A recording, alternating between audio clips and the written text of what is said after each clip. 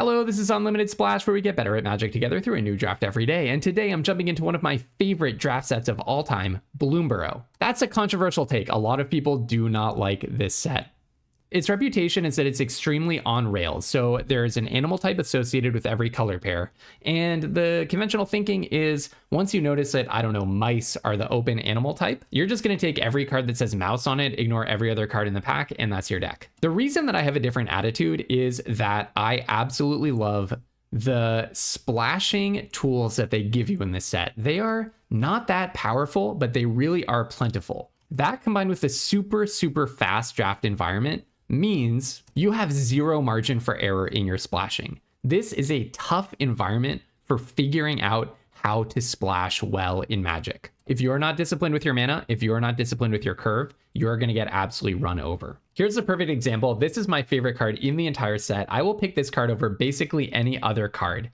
3-Tree Rootweaver, or as I call him, Rooty Tooty. This is the perfect color fixing card in the set because it is a defensively static card, super hard to kill, a 1/3 for 2 that accelerates you while also getting your pips under you. My favorite decks I've ever drafted in the format had like 3 or 4 3-Tree Rootweavers, 0 3-drops, and then every card at 4 or greater was super impactful. This is a set where you have to be really precious with the pips on your cards and with the cards that you put at CMC 4, 5, 6, etc. The vast majority of cards in your deck need to come down on turn 1, 2, and maybe 3. So if you have a lot of Rooty Tooties, you basically turn your 4 drops into 3 drops, and the strategy is I can play a few more colors, splash a few more pips, play an extra bomb or two. Because everyone is in this really tight animal lane, pack 3, they're likely to open rares that they can't run in their color pair. So you scoop those up, and then you have a slightly more top-heavy curve than everyone else, but it doesn't matter because you're accelerating into that top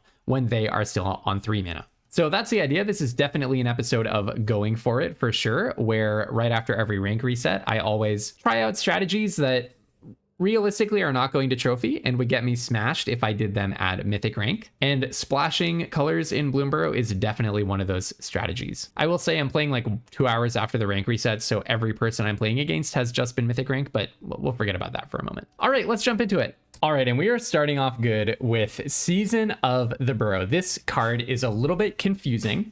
3 and 2 white, sorcery, choose up to 5 paws worth of modes. You can choose the same mode more than once.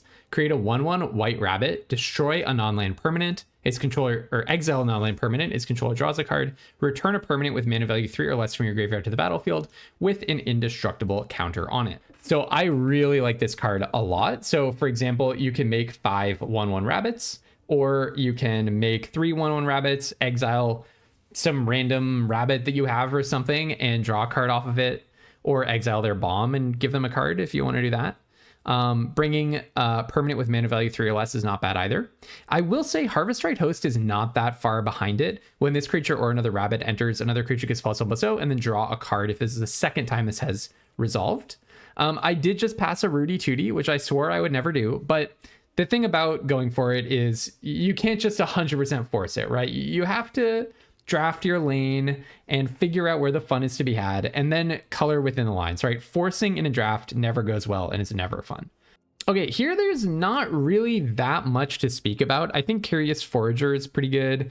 I mean, you might think that a card like this, which is a powerful 1-drop, is really good. But the thing is, in Bloomburrow, powerful 1-drops are honestly a dime a dozen. The card I think I will take, this is a pretty slow card, but I think I will take Fountain Port. This is a nice, just kind of win the game engine in the late game. If you are drawing, so Bloomburrow actually often does end up in board stalls where you and your opponent are both kind of out of gas. This just happens a lot in Bloomburrow, and Fountain Port does allow you to draw out of those board stalls, and that actually is a very powerful thing. Splash Lasher is an amazing card. When it enters, tap a creature and put a stun counter on it, but it has this Offspring ability with this adorable little token mini version of itself that it makes, and that means you can, if for 6 mana, if you have 2 blue pips, you can tap 2 creatures and stun them down, and that can be a really big tempo play. Tidecolor Mentor is also very strong. The Rat deck was not that great, but I do love Tidecolor Mentor. This is the Mana War ability of the set, a creature that bounces an opponent's creature. And what else have we got? Polywallop is a really strong instant speed removal spell, but I'm all over Splash Lasher. I think this card is so good. It's possible Polywallop is like actually the pick, but Also, blue-white was not particularly great in the set, so... But hey, I'm not being constrained by colors. That's the whole point. That's my whole edge in Bloomburrow. I actually love Ruthless Negotiation. This card is really good. Target opponent exiles a card from their hand. If the spell is cast from a graveyard, draw a card. And you can cast it from a graveyard by flashing it back for 5. So this is like kind of a 2 for 0 in a way. Kind of a 2 for 0. It replaces itself and takes 2 cards away from your opponent. Pretty good. Again, like black-white bats was not too great, and black-blue rats was not too great, and blue-white was not great. But maybe we can be... And Esper is not really an area where you have a lot of fixing, but I'm just inclined to take the best card over and over and over again and see where we end up. Okay, Shoreline Looter, this is just such a strong card. I mean, really, really strong on raw power. Shoreline Looter, a 1/1 for 2, it can't be blocked. By the way, I should have said earlier, I know this set is like several years old now, so if you don't know the cards, don't worry. I'm going to be reading the important ones, the ones that I deem top picks throughout the draft. Okay, when it deals damage, you loot, as you might expect of a looter, but if you have threshold, you straight up just draw a card. Again, just like with Ruthless Negotiation, Splash Lasher, or just like with Ruthless Negotiation and Fountain Port, this can totally get you out of a board grind situation where if you're just drawing an extra card over your opponent every turn, you're in great shape. Baker's Bane Duo is fantastic, a 2/2 for 2 that when it enters, make a food. Food is a big game in this set because 3 life actually is a big game, because a lot of these games get kind of really close to a situation where you have like 4 life and your opponent has 6 life, and that food can actually be the difference in the race. But also there's this forage ability. I don't see anything here with it, but forage is an ability where you can sacrifice a food or remove 3 cards from your graveyard. We don't want to be removing cards from our graveyard because of Shoreline Looter. If we get forage, having food is going to be the nicer option for a lot of reasons. Here, I think I'll take Dire Downdraft. I actually do like Scales of Shale, but Dire Downdraft is good. In this set, the tempo really mattered on this card. Kind of like Sunshower Druid. I mean, I actually love this guy. This little 1/1 that puts a counter on something, you gain 1 life and you get incremental value by bouncing it and flickering it, but I'm all over Dire Downdraft here. Okay, I can't really resist. If we're wheeling Mana Wars and we're already in this kind of space, I think I'm just going to take it. It's really sad if we can't play Season of the Burrow. This is such a good card, but I mean, you can only play what you can play, right? Now, I could take Wick. This is awesome. When it or another rat enters, you make a little snail, and then you can spend Grixis mana to sack it and deal damage equal to its power to each opponent and draw cards. I kind of want to speculate. I mean, I do like the Quake Tusk Boar. Actually, this guy got me to day 2 of an arena open with some Quake Tusk Boars in my sealed pool, doing tons and tons of work for me. And the Grotto, the filter land would have been good. But I think I kind of want to try out Wick. Let's see. Okay, Dazzling Denial is perfectly fine. Bonebind Orator is okay. Fireglass Mentor is fine, but I don't think we're in Grixis. Maybe we should be, but blue seems pretty open. I love Sunshower Druid, as I mentioned, but I think we're just going to be taking the 2 mana counterspell, which is just tends to be good in most sets. Mind Spiral is not very good, but you do need ways of winning, and Mind Spiral could be that. I don't really want to second Mind Spiral, so I'll speculate on the red 2-drop. It's very possible that we're playing red, especially if we want to run this Wick, which we probably don't, and I think War Squeak was unplayable. I'll take the Hermit, which was also unplayable. Waterspout Warden at least is a creature. Okay, another Wick. Yeah, I don't know about that. Let's see, what have we got here? I think Ruthless Negotiation is probably going to be my pick again. I do like Ruthless Negotiation in this set. You do have to be really careful with the number of cards you play in Bloomburrow that do not affect the board. So that's just something to be aware of. We do need to be really careful about that. But I think Ruthless Negotiation is at a level where it's worth spending the non-creature on it. We may very well wheel this Wick and probably still won't play it. But I think Ruthless Negotiation is fine. There's no blue card. I mean, I don't actually hate the 3-tree mascot, but it's no Rudy Tooty. It's no Rudy Tooty, which in case I didn't mention, that's what I call 3-tree Root Weaver. Oh yeah, okay, we are all over Grixis. So Ral is the one planeswalker in the format. It's actually not like a unbelievable mega bomb or something, but it definitely will take over a game if you give it the opportunity. So I'm definitely going to take this Ral. I mean, it's very possible. Look, if we're playing for like a lot of money, it's very possible I'm just supposed to take the Splash Lasher and lean blue-black. But I think I can take the Ral, and maybe I make red a primary color, because red did kind of seem to be flowing more than black did. The Ruthless Negotiations are nice and everything, but what if we think about splashing Ruthless Negotiation here? Oh, Ral makes a little... Oh, thank you, Ral, for chiming in. Okay. I'm not sure. I assume you all heard that. Yeah. So here I'll take a shoreline looter. Very happy to see this one.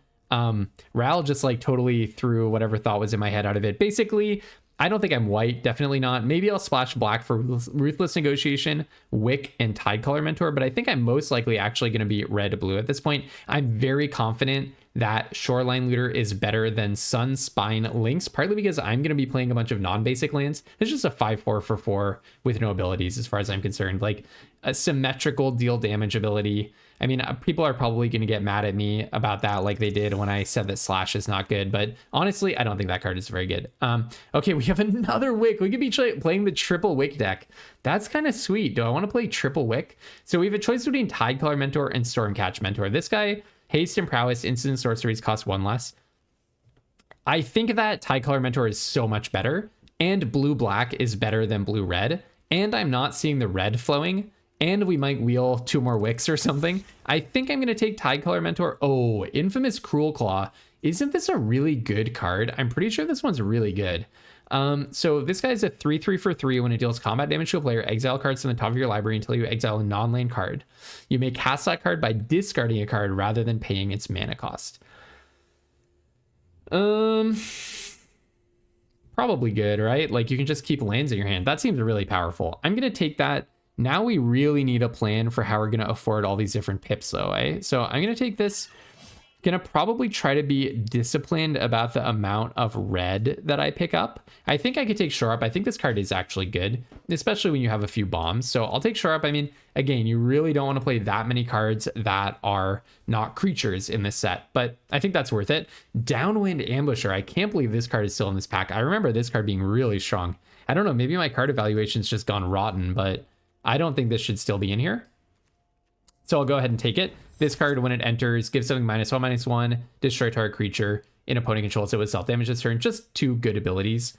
Spend this mana to cast a creature spell. Servile 2, activate only if you did this. Yeah, so this can be good, but it's super slow for the format. I'm going to take Pawn Profit here. It does cost double blue, but it keeps me alive while I'm setting up my bigger stuff, and I think that's really important. In Bloomburrow, you have to have a lot of 2-drops. Okay, well, maybe I'll take another Wick. So basically, the set is all about how to make Wick work. Wow, Splash Lasher should not be in here. I'm almost certain. I think this card was really, really good. And then another Light Shell Duo. I know I said that you don't want too many 4-drops, so we do need to be super mindful about that. Maybe I could play Runaway together, actually, if I get like 2 more Pawn Profits or something. But basically now we are going to have to find ways to make our 3-color work, or we're not going to be able to play Cruel Claw, Ral, and probably these Wicks are not worth it. I could play this guy with double blue as a plan. Oh, I love this card. Kidnap, I absolutely love this card. So we opened 2 rares. I don't think Cruel Claw's Heist is playable, but Kidnap is definitely playable. This is a control magic. And if you gift a card, you get to control magic. If you don't gift a card, you just lock it down for 3 turns, which if you look at the average length of a Bloomburrow game, it's like 6 turns or something. So 3 turns is basically it's locked down forever. So I'm going to take this very happily. We're now really looking for fixing. I basically have my playables. We really want fixing. Oh, this card is so good. This card is so good. When it enters, tap a creature and put 3 stun counters on it. If you control that creature, draw 2. So this guy is basically like a super powered Muldrifter, a 3/4 for 4 reach. When it enters, draw 2, almost. It's just so easy to have a little token lying around and target that. But Thoughtstalker Warlock, also amazing. When it enters, choose target opponent. If they lost life this turn, they reveal their hand. You choose an online card from it and they discard that card. Otherwise, it's just that they discard a card. You don't get to choose it. So I'm all over Thoughtstalker Warlock. Really happy to see that one. Probably not playing the Light Shell Duo. We really want to lower our curve and also get fixing. So if I could get like 3 more Uncharted Havens, that would be ideal. Let's see. Double Tide Color Mentor. Probably not playing the Tempest Angler. Honestly, we're probably not playing these Wicks. Maybe I don't play the Infamous Cruel Claw. So I'm kind of looking for 4 red sources. Is there any way to get 4 red sources? That's the ultimate question here. This in a pinch actually is a red source, but this guy is a 2-drop, and I think I just take the 2-drop because look, my curve is in trouble. It's very possible I'm just looking for 3 red sources to be able to play Ral. I may wheel Fountainport Bell. So if we play any one other piece of fixing plus a mountain, then we can at least afford Ral. I think I absolutely need to be playing this 2-drop to not just get totally run over. So a little bit painful. Maybe I take another 2-drop here just to make my situation a little bit better on the curve front. And Scales of Shale would also be a pretty sweet one to have for that same reason. But let's just take another 2-drop. Now I'm looking okay on curve. I'll take another Infamous Crow Claw. Are you kidding me? Yeah, I mean, I'm just going to take... I don't think I can even play one. So another Splash Lasher. Does this card secretly suck? Look, I could swear this was a really good card. I don't know if things have shifted since I played a lot of Bloomburrow. I swear this was a really good card. It looks like we're not going to be able to afford Ral, unfortunately. I just didn't prioritize fixing enough, which is so funny given the speech that I made at the beginning about fixing. But look, I mean, that's what's so cool about this set. Okay, we actually got there. So I'll play one Mountain, Fountainport Bell, and I get to play Ral. That's awesome. The thing is, like, you know, it's hard mode. It really is hard mode. This is a set where it's very hard to get any fixing. So you have to be super disciplined and you have to really know your stuff. All right, I'll take Pearl of Wisdom, maybe play it. Maybe it's better enough than these 2 crappy 3-drops for me to play it. I might play Tempest Angler over Water Spout Warden, although it is harder to cast. Okay, yeah, what if I play like this, and then maybe instead of Pearl of Wisdom, I actually play a Mind Spiral because it's coming down later in the game. Then I need to cut one more card. Could be that I just cut, let's see, actually Bellowing Crier is not bad. That's probably better for me than Bonebind Orator. So one thing about splashing, like you really do want to have one primary color and have basically all of your 2-drops be in that primary color. And in our case, that's blue, and it's looking pretty good. I don't know if I can play Long River's Pull, but maybe it's actually better than like Pond Prophet. Yeah, it's probably better than Pond Prophet with no synergies. Technically, I can Tempest Angler my own Pond Prophet, but that doesn't sound so good. So yeah, let's go for Long River's Pull. Not a great card in a vacuum. Go down to 1 Mountain. I'll play 8 and essentially 9 potential blue sources. And maybe I don't play the Mind Spiral. Actually, I think I didn't really end up with any bomb, so let's not play Shore Up. I'm not totally sure how my deck wins in the end. So I kind of want to play the Infamous Cruel Claw, but I kind of want to play it. But I guess it's like Shoreline Looters into Tide Color Mentors into Splash Slashers is kind of what I'm trying to do here. Yeah, interesting stuff. And I guess Ral can win games. So yeah, interesting. Really, really interesting. Well, hey, I love Bloomburrow. We'll see how it goes. All right, I think this is quite a keepable hand. So I'll probably go ahead and play this for... The issue is, yeah, well, my Fountainport Bell can find my red source for Ral. So I think I'll go ahead and play this for black. It's a little risky, but now... I actually kind of do want to play this for black. Or rather for red, I mean for red. That would have been bad. Let's go ahead and just get all of our mana done. So then at the end of the turn, I can sacrifice it and draw a card, so it doesn't actually cost you a draw step. It's just that it costs you turn 2, which in Bloomburrow is really bad. That is really bad. All right, end of turn, crack this. So this guy I think has first strike. No, it just when it dies, deals 1 to target player. Got it, okay. All right, so I'll go ahead and play a land, and I'll play a Tempest Angler. Next turn, I'll probably be Splash Lashing, although technically I could just play Ral after this. Playing Ral actually kind of seems good, but we'll see what Nakuldakar does. See what you do, Nikuldakar. Yeah, no, I'll just take that. I mean, like, having a high life total really matters for me, but this Tempest Angler is about to be a 3/3. All right, why don't I just give them a problem to solve? I kind of like holding the Splash Lasher if at all possible. This makes this guy bigger, and it saves me Splash Lasher as a offspring guy. Come on, Ral, hush. I'm recording a video here. We don't need your input. Oh, a fellow 3-color gamer in Bloomburrow. That's pretty awesome. All right, let's see who's the better 3-color gamer at Bloomburrow. Yeah, this is looking a little bit rough. Okay, I mean, I think I'll just block the Coruscation Mage, probably. I feel like I'll just block the Coruscation Mage. And let Ral take 3 going to 2. Then next turn, I play Splash Lasher, lock something down. Maybe I just chump block. Yeah, why don't I just chump block and just keep my Tempest Angler, because it's only going to get bigger. Yeah, I actually like that. And now I'm just going to put bodies on the board. Tide Color Mentor would actually be nice, but I can't double spell with that. Like, I can't play the Mentor and the Marsh Stalker, so I guess I'll just play the Splash Lasher. Like, you know, I have multiples of this guy, so Seems okay. So I'll go ahead and lock down your rabbit. And basically my hope here is, hopefully my deck is grindier than theirs. Hopefully it's inclined to win in the long run. And so Ral is giving me how much extra HP? It's already gotten me 6, it's already diverted 6 power of attackers away from me. So I quite like that. Oh, you have your very own Ral. That's so funny. That is so funny. We just had the same draft, didn't we? Okay, well, now we're in pretty big trouble. Now we're in really big trouble, aren't we? I'm really not sure how this is going to go. Okay, I would say... I wish that I could use my prowess. Yeah, no, I'm in a lot of trouble. I'm in a lot of trouble. I guess I'll send both of these creatures at Ral. Try to get some trades in. They could have a prowess happening here. There is +1/+0. They could just chump block, that's true. Marshstalker gets +0/+0. No, I'm in big trouble. I'm in big trouble. My opponent totally showed me up by also having a Ral, and I don't even have that many non-creature spells, apparently. I'm hoping, just looking at what they have, I'm hoping my deck is a little bit higher impact than theirs in general. But I'm really not sure about that. I'm really not sure about that. Okay, they're making their choices. Okay, I don't hate these blocks, so I get a 2-for-1 and a free rabbit out of the deal. Sure. That's actually a little scary. That was good enough for me that it feels scary. Maybe I want to be playing one more swamp. I feel pretty stuck on swamps here.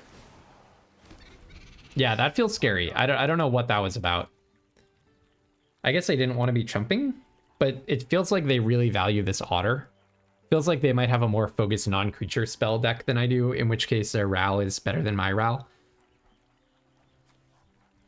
Next turn, I'm very likely to want to -3 Ral. If I'm stable on the board, I really want to, because partly because it powers up Tidecaller Mentor, and also just to get higher value cards than whatever my opponent has. Okay. I don't hate that, actually. I don't hate that. It's a kind of nice 2-for-1 for them, I guess, but what I'm really worried about is non-creature spells that interact well with Ral. Oh my goodness, are you serious? Okay, well, let's draw 3 and discard these useless lands. Okay, oh, okay, no, see, this is good. This is good stuff.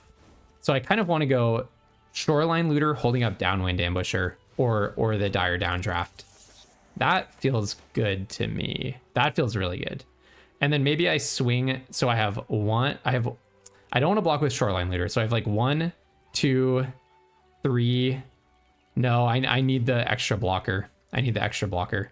Now I could Downwind Ambusher or Dire Downdraft now in order to, let's see, in case I have a counter spell. I think I just have to, I think I just need them to not have a counter spell, basically. So this has to deal combat damage to a player, not to a Ral.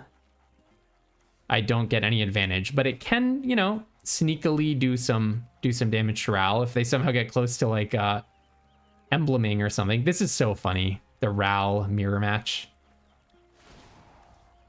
Target creature, so I can't target a Ral with this, can I? Too bad, too bad. All right, let's see what you've got. Yeah, all right. They also are filling their hand with good stuff. This is so funny. I really want to get aggro with it, though, if at all possible. Okay, Flamecaller would deal damage to a permanent or player. It deals that much +1 instead. Well, I mean, I have to let that resolve. Okay, so maybe I'm going to Dire Downdraft instead of Downwind Ambusher. Dire Downdraft put a counter on Ral. These guys trigger. I assume they also have non-creature spells to trigger. But they're probably going to attack Ral with everything now. So, pass to blockers. I'm going to block. Oh, they're all attacking me, not even attacking Ral. That's so interesting. Okay. Block, block, block, block, probably. Something like that. That sounds good to me. I'd rather kill the Pathmaker than the Intrepid Rabbit. Yeah, makes sense. So I'll block like this. I assume they're going to cast their non-creature spell because they get priority first. So they want to trigger up their otters. Okay, they don't even. Well, I'm going to bounce that guy, if at all possible. Get a bunch of prowess triggers, put a loyalty on Ral. time to embrace the local culture. I mean, it's nice that I didn't have to like bounce one of their attackers because they weren't attacking Ral. I'm quite surprised that they weren't. Let's see what they've got here. They didn't leave their blue mana up, so it can't be a counter. And it can't be a hexproof trick. I highly doubt that exists in their colors. Sazakap's Brew. Okay. I haven't thought through what that does, but it doesn't sound so bad. I think we're just going to do a lot of trading here. So that resolves before the Flame Color. So the Flame Color isn't one of the cards that they draw. And what did they give me? A tapped fish? That's kind of good as well, actually. I assume this is going on top of their deck. All right. So now we do a ton of trading. I take 3. Why didn't that attack Ral? I don't understand. Why didn't that attack Ral? Don't you want Ral to die here? It's kind of odd. Okay, so I think I bounce their Scribe, send a Shoreline Looter at the opponent and a 1/1 at Ral, right? And then I have the Mentor to block the Intrepid Rabbit. Sounds right. Yeah, that sounds right.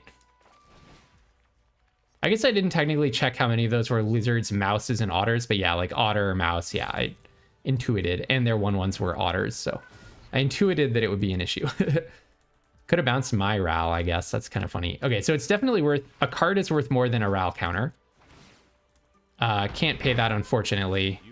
1 or more rats, you can pay 3. Yeah, I would be able to pay 3. Oh, a counter spell, you say? That's got to be worth it, right? That's got to be worth keeping. All right, so I'll go ahead and make an otter. Together we can shift the current. Right? 1, 2, so 4, 5, 6, 7. So it's 3, 4, 5. I don't have a bird. Maybe I just do want to play Shoreline Looter? No, no. Don't get silly with it. I should hold up a counter for the entire rest of the game as much as it's possible. I should never tap down off my last 2 mana because they could have like anything. They do have a card that they haven't revealed that they've had for a while. So, okay, so this is not a lizard, mouse, otter, or raccoon. War Squeak on the Flame Collar. Interesting. I have a plan. Target creature and opponent controls can't block this turn. No. Rest in peace, Ral. Oh wait, no, I have a chump blocker. Phew. Okay, Ral lives. No, it gains haste. Oh man, are you serious? And I can only play 1 non-creature spell? Rats.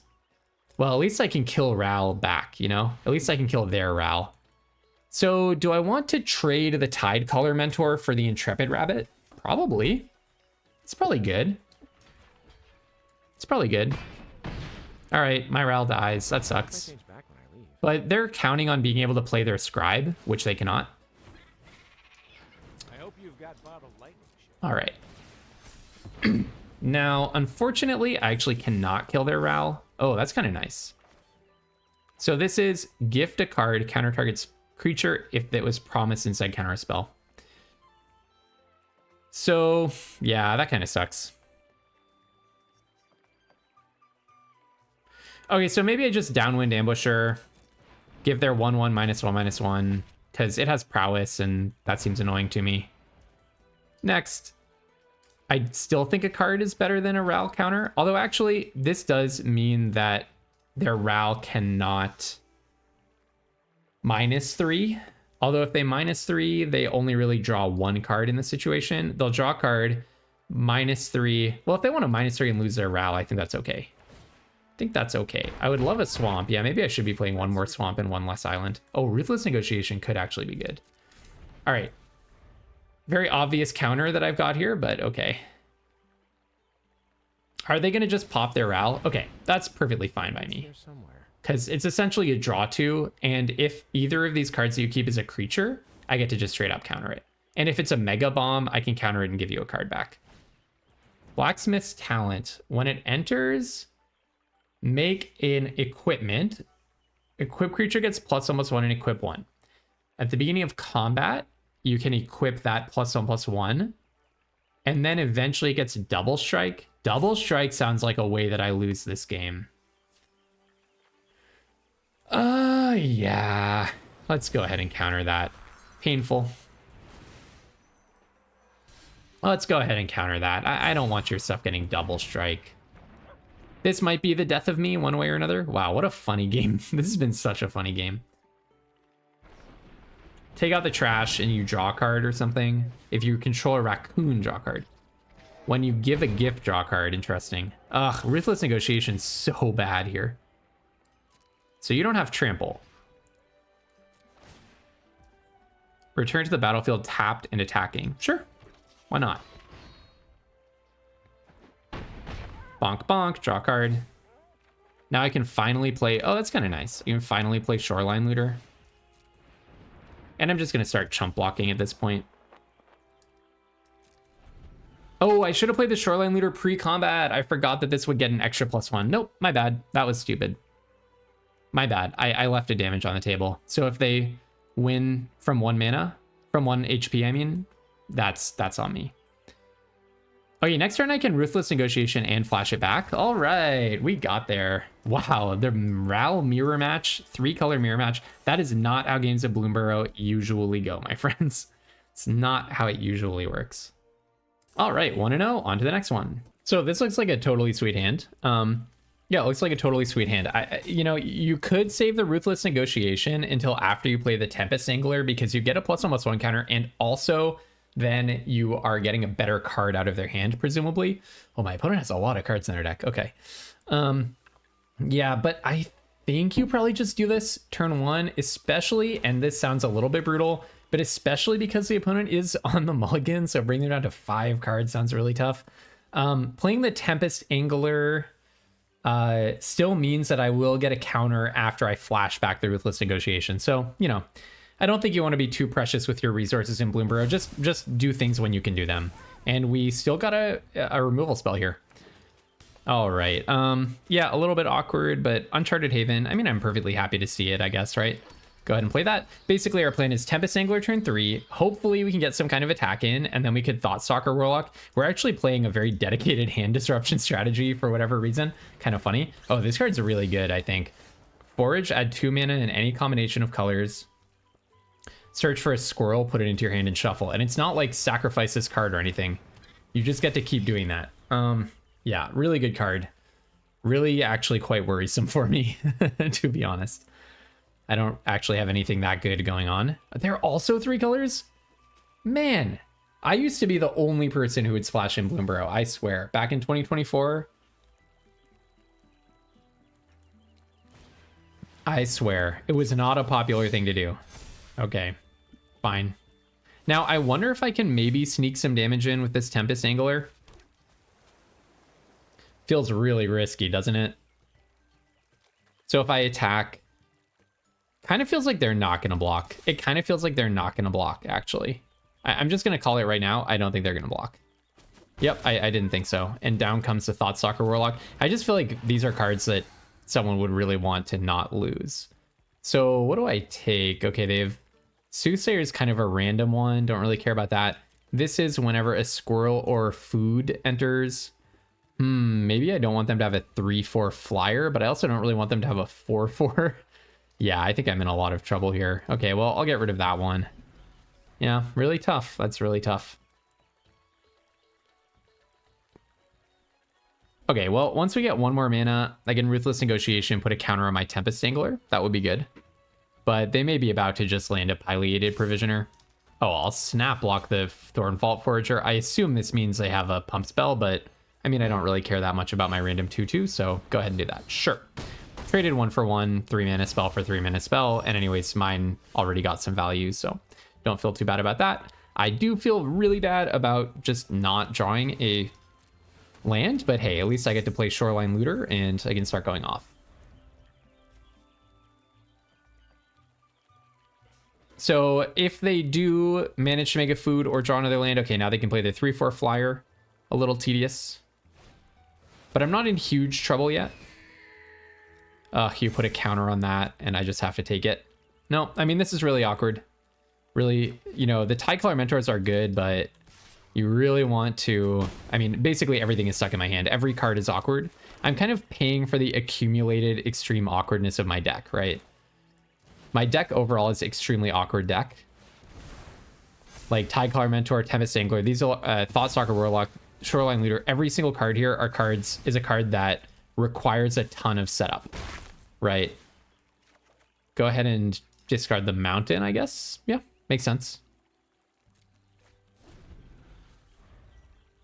And I'll block the Dre leader in a heartbeat. Actually, I'll block the Forager if they attack, but no, I probably won't because that's just so clearly representing a removal. But it's extremely hard to see how we could possibly win this because now they just get to search for every squirrel in their deck, right? What? They don't even have a squirrel? Are you serious? Okay, well, that's really funny. Now I'm feeling better. I feel better knowing that they have no squirrels. Okay, well, and now we get to swing in with the Shoreline Looter. Yeah, okay, well, that makes me a lot happier. The fact that they don't have a squirrel makes me feel a lot happier. Let's pitch a Tidecaller Mentor. That card is just going to take so long to be good, and having two of them, eventually it would be good. So I'm going to go ahead and lock this guy down. Now that I know that you have a squirrel, I don't really care about the Forager, so I'll go ahead and lock down the Dre leader. All right, and then Mind Spiral is a really nice one to have. Draw 3. I don't think I'll be gifting them a fish. I don't think that makes too much sense in my situation. But hey, Mind Spiral puts a counter on the Angler, fills my hand with good stuff. I may very well want to play this Angler first. We'll see what I draw. Rush Shield Rampager, very nice draw off the top from the opponent. I assume their deck is full of stuff like that, so it's not like it's completely unbelievable that they hit that, but obviously very nice draw for the opponent. All right, land an Angler, in with the Looter. Draw a card, discard. Yeah, probably discard the Bellowing Crier. I would like to play the Fountainport Bell because it puts a counter on my Tempest Anglers, and then I can double block the Rush Shield Rampager. And I can sack it to draw a card, which is kind of nice. I'm not going to want that to be a land, though. So we go to the opponent's turn. Yeah, this is a little rough. Also, the Fountainport Bell puts another card in my graveyard, which makes my Tidecaller Mentor better. But yeah, really tough. I mean, reach is really important in this set. There are a lot, like I said, there are a lot of really grindy situations that arise. Cheap interaction, removal spells, like you really need ways of just getting rid of your opponent's random 3-power flyer. I don't have that much of that in my deck, which is definitely a problem. Oh, Splash Lasher. That's kind of a removal spell, right? There's Kidnap. Kidnap would be my kind of dream draw, I guess. So let's see. I'm probably going to Splash Lasher, locking down the Rampager and the Provisioner. And then do I get to attack? Maybe just attack with both Tempest Anglers and the Shoreline Looter, right? Oh, the Escort's nice. That actually draws me an extra... That actually gains me an extra turn, essentially. Right? Because it can chump block. Sounds kind of good. That sounds kind of good. We're nearly at the point where we get to start drawing cards with the Shoreline Looter rather than just looting cards with the Shoreline Looter. So I'll go ahead and lock that guy down, and I will lock down the Rush Shield Rampager. Splash Lasher, this is why I think it's a really good card. And then I think I attack with 4 creatures, right? Attack, attack, attack, attack. Splash Lasher, so they can kill Tempest Angler if they want, or they could double block the big one. But either way, I have a 3/3 back to block with. Maybe I do need to keep back another 3/3 because this guy is hard to block. I don't know. Crashing in for 11 seems pretty good, right? I can chump block the... No, I can't chump block the Dre leader. It has trample, but a 1/1 could block the 2/2, and then I just take 1 damage. Yeah, I think it's worth trying to trade 3 damage for 1 damage here. That sounds good. Just trying to make myself a little bit more aggressive overall in Magic. Just trying to find ways to push damage when I'm in tight spots. My impulse is to hold back a little bit and play it safe, because I believe in the value of my deck in the long run. I have Mind Spiral, I have Fountainport. But I think this is a good moment to push damage. Okay, whoops, sorry, I missed it. But they pondered, lined up their blocks, and then the net effect was they lost the token, I guess. And then, what do I pitch here? Oh, this is like, I don't really want to dire down draft pretty much anything. Great enters ability, great enters ability. An enters ability that replaces the counters. Yeah, I mean, I think Plume-Creed Escort is just better than dire down draft, because if I bounce a Pileated Provisioner, they get an extra turn out of it. They get an extra enters effect out of it. And Tidecaller Mentor is just better than dire downdraft because it's a bounce effect that also has a body attached. I think. Not 100% certain of that. I made a very aggressive attack. We'll see if it pays off. If they have a big pump spell for their Honored Dray Leader here, they can shrink my clock by a lot. So let's go ahead and probably, let's see, is triple blocking make sense? It soaks up more damage when they inevitably have a pump spell. They probably have +1/+3. That's like the most common pump spell, so this wouldn't kill it. If they have +1/+3 or +3/+3, yeah, I'm just gonna single block here. They obviously have a pump spell, but yeah, +1/+3, called it. So I take 1 extra damage from it. That's fine. You get to scry or something? No, just untap it. Okay, that's perfectly fine. All right, so now I'm at 7 out of 7. So let's see, I can bounce. I could play the Mind Spiral. And they block 1, 2, and they would take 3, 4, 5, 6 at most. No, I think I definitely want to Tidecaller Mentor. And I think let's actually bounce the Dray Leader, because I kind of think, I'm not going to say I'm the beatdown. Is it the Dray Leader or Rush Shield Rampager? Kind of awkward to have to block the Rampager. So I really don't want to bounce a Rampager because it lets them make another 1/1. I don't really want to bounce Pileated Provisioner either because it lets them put a counter on something, which lets them start blocking my stuff.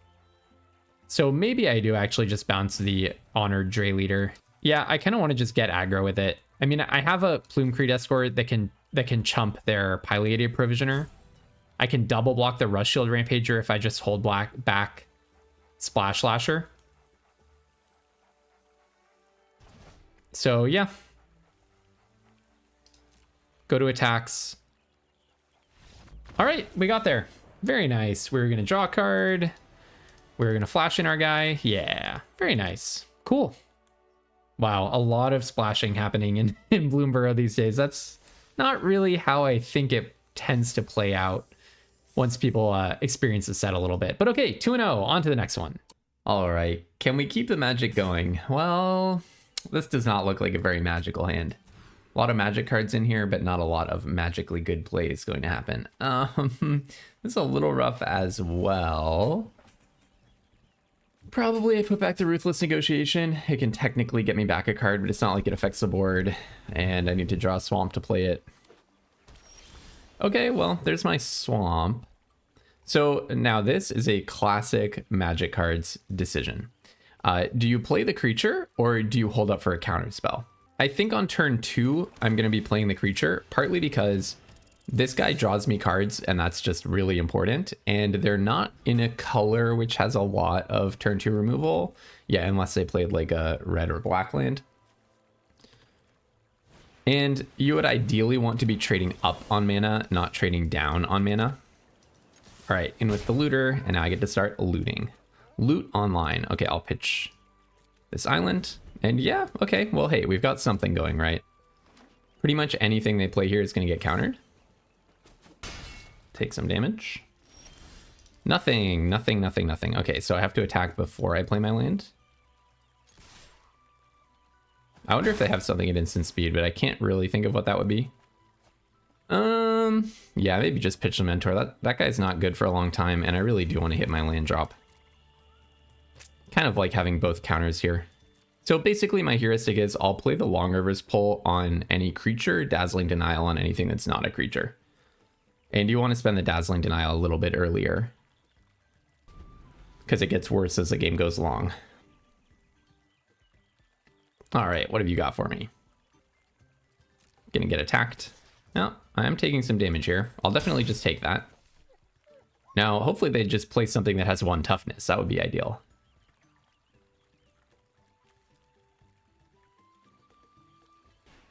All right, Sticky Tongue Sentinel.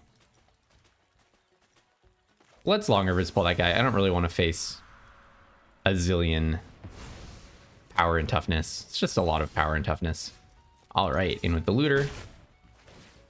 Also, I kind of do like the idea of turboing up to a bunch of cards here. Okay, I don't think I'll play the Splash Lasher. And I think it's okay to pitch the Swamp. Yeah, I like the idea of turboing up to Threshold. Now, what's going on with this? It says 0 out of 7 here. 0 out of 7. But I clearly do have 4 cards in the graveyard. Something's kind of glitched out about that, isn't it? All right, I am taking damage every turn. I am taking damage every turn. I get the feeling that their hand is very awkward. They're taking like a lot of time to think before every play, which makes me think they have like multiple options and none of it is quite right. I mean, for example, you would really want to land a different creature before you play Sticky Tongue Sentinel and then get the value out of bouncing it from the 3 Tried Scribe. They probably also realize, I'm sure they also realize that I'm holding up a counterspell. Bloomcrete Escort is a really nice one, actually. That's a really nice draw. All right, get in there for some damage. Yeah, maybe put the downdraft in the bin. So if they tap down before attacks, I can play the Downwind Ambusher, shrink their Scribe. Into the Flood Maw. All right, I'll Bloomcrete Escort that. Bloomcrete Escort is such a good card. And I still have Dazzling Denial up, another pretty good card. Polywallop. Okay, Dazzling Denial. All right. This is magic cards. This is magic cards. I love this. That was just like a interaction encounter battle extraordinaire. That was awesome. For anytime there's 4 things on the stack at once, I'm happy. All right, I assume they'll still attack me. Yep, I'll take it. Going down to 12. Oh, that's a little awkward. Now I'm tapped down for the first time in a long time. Baker's Bane duo, and you have your own Shoreline Looter. Okay. So let's see. Let us see. So I can, if I want to play around whatever interaction they might have. So the thing that would be the most value is during their turn, like I let them attack and then I flash in Downwind Ambusher, give the Shoreline Looter -1 and block the 3 Tree Scribe. The downside of that is what if they have a counter?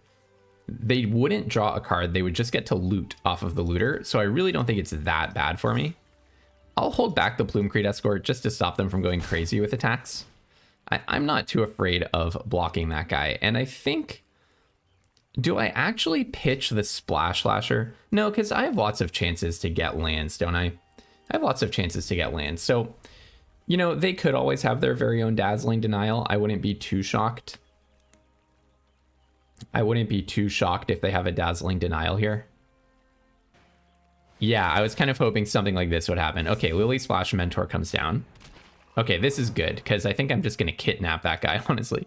Well, I don't have the green to play him, so that's a little awkward, but... All right, down comes Downwind Ambusher. I choose to give you -1/-1.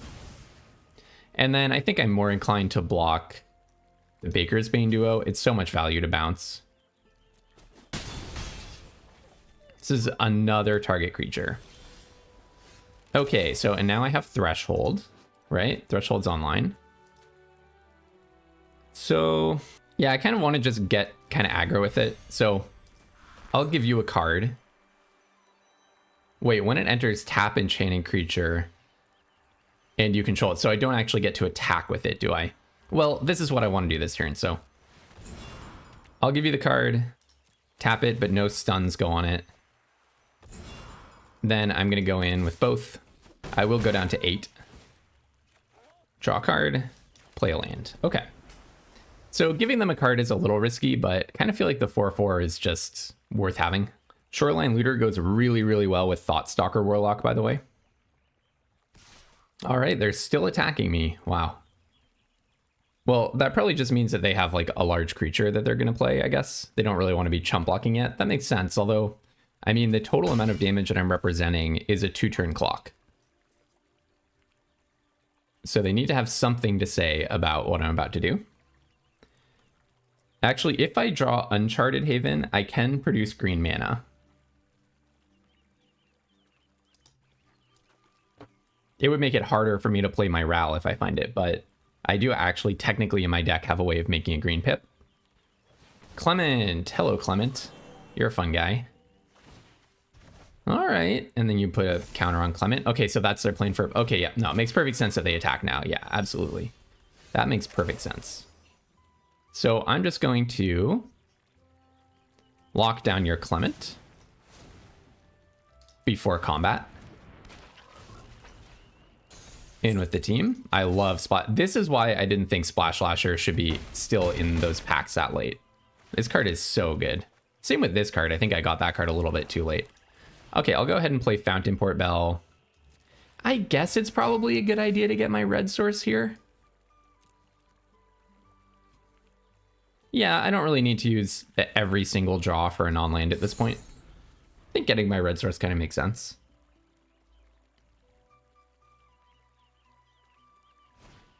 Pawn Profit. Okay, I love Pawn Profit. That card is so awesome. Oh, I don't need to have priority. Let's just pop this so the opponent can just do whatever they need to do. I don't really need to get priority every single game action. Just keep things moving here. All right, are they attacking? Now that would be scary. If they're attacking, I would be scared.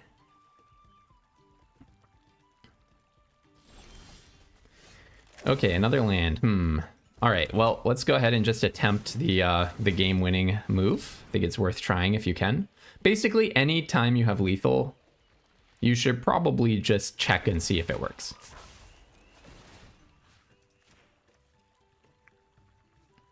I'm not saying you should literally always go for lethal if you have it, but you should have a very good reason not to go for lethal, like a very good concrete reason. Not just a vague concern. Now, if they can bounce Lily Splash Mentor to their hand, that's definitely value. Oh, +1/+3 and untap. Oh, yeah, didn't think about that. I'm still happy that I did this, though.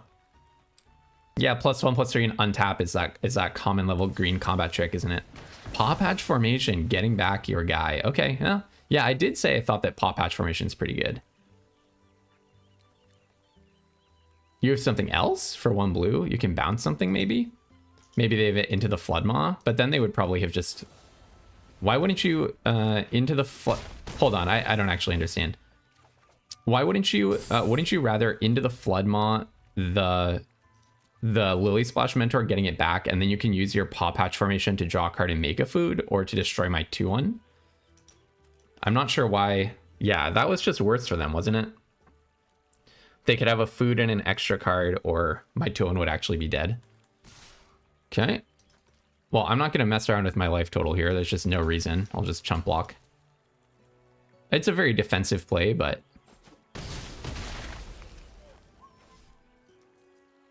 I think preserving my life total is absolutely crucial. Now, they are technically at 4, right? But I can always play my Plume-Creed Escort, and the Thoughtstalker Warlock has Menace.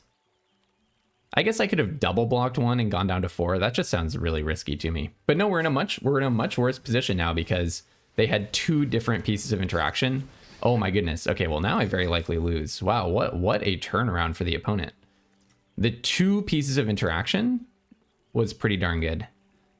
And a rather rarely played one to get rid of the Kidnap. All right, come on. This has been like 20 minutes in actual time.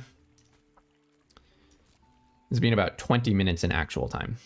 So I kind of want to go in with both. Is it possible that I'm going to take 3, 4, 5, 6? So, but I can always chump block. So yeah, I think I just do the aggressive thing. All right. Sure, popping a food.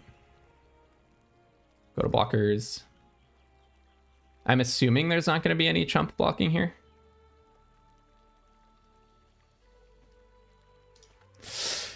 Okay. I think this person is watching episodes of Seinfeld on their second monitor, making a decision at the end of every scene or something. All right. Put you down to 3. Draw a card. Okay. Hey, I don't hate another body on the field. Okay, so I really want to tap this, and tap this. Keep as many blue untapped as possible. So actually, yeah, let's do it. Let's do it the other way. Let's go tap, tap, tap. Play a Thoughtstalker Warlock.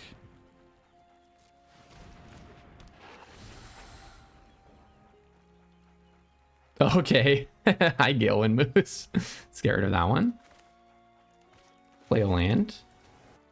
Then I can play a Tempest Angler.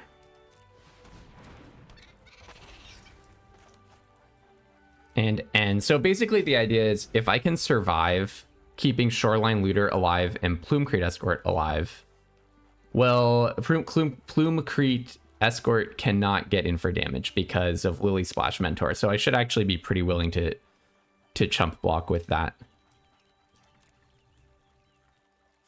Galewind Moose. That's so funny that they were holding that this whole time. That would have been really bad for me. Them having the second Baker's Bane duo was big game. They would be dead here. If they had just had the 3-tree scribe, they would have had to chump block the Splash Lasher. And then they would be... No, because they had to crack the other food. So they would be at 3 higher. Yeah, so they would still be at 3. But they would have 1 less creature. I guess they can start bouncing stuff. Oh, they drew it? No, that's not a very relevant card. Never mind. I thought that... thought it was relevant because I thought they could bounce something, which gives them a bunch of value, but they can't. Okay, they drew something better than the 3-tree scribe. Well, that's really bad for me. Oh, a pawn profit. Okay, all right. Okay. High pawn profit. Interesting. You might have been better off just bouncing your pawn profit, put a counter on something. Bounce a pawn profit, put a counter on something. See what the attacks look like. Okay, Matt. Okay, you're attacking with your reach creature. That doesn't sound right to me. That doesn't sound right to me. So that means they drew into the Flood Maw or something, because now you're actually dead on board. What do I do? They attacked with their reach creature. That does not make sense. I think I just asked them to have it, right? I'll just ask them to have the answer. Something is very fishy here. I'm really concerned. This looks like an Into the Flood Maw, doesn't it? But are they really main decking 3? No, what? Hold on. Yeah, whoopsies. No, shouldn't have attacked with the reach creature. All that thinking time. The 10 minutes that I cut out of this 15-minute game. And at the crucial moment, they didn't use their timer. I feel like we were playing against someone who's like cooking breakfast for their kids and like doing something actually important in their life, playing on the side. And it wasn't timer use to do better in the game. It was like, oh, let's fire up a game when we're, you know, oh, I won't speculate too much. But yeah, shouldn't have attacked with the reach creature. The reach creature is what was saving them there. They actually probably were going to win. So what I would have done on their last turn is bounce the pawn profit, right? You get a counter from your 3-tree scribe, put that on the maybe Baker's Bane duo, although you're not going to hit the 4-mana ability to give it +1/+1, so it'll stay as a 3/3, but that's okay. Or maybe you put it on the 2/3, make it a 3/4. Or no, it has to be another target creature. But you see what I'm saying? Like bounce the pawn profit, recast pawn profit, draw a card, and then attack with like 4/4, 3/4. The Baker's Bane duo would be a 2/2, but something like that. That's the angle I would have gone for. Okay, this feels very keepable. Cannot currently afford long reverse pull.